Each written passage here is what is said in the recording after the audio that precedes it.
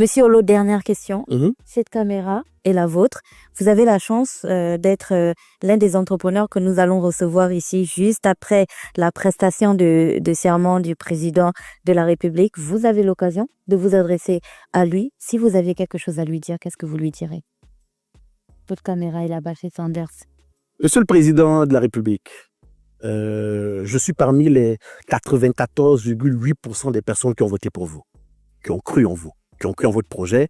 Et je garde soigneusement l'un des piliers que vous avez mis dans votre campagne, qui est celui d'accompagner l'agro-industrie.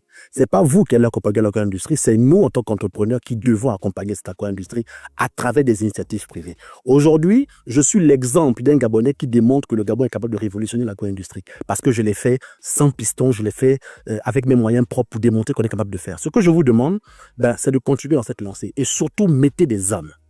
Mettez des hommes qui vont accompagner cette génération à pouvoir mettre en place des cadres, des environnements, des affaires favorables à l'initiative privée nationale. Et je sais compter également sur vous pour une visite à l'usine afin que vous voyez que le rêve que vous avez eu pour le Gabon, nous pouvons également l'interpréter pour vous afin que nous puissions réussir. Je vous remercie. Merci, Monsieur Olo. Entreprendre dans l'agro-industrie, c'est souvent se heurter à l'invisible. Les freins systémiques, l'inertie des mentalités, le manque de soutien adapté. C'est choisir de miser sur le long terme quand tout pousse à penser court. Mais c'est aussi et surtout poser les bases solides d'une souveraineté économique réelle, celle qui passe par la transformation locale, la création d'emplois durables et l'indépendance productive.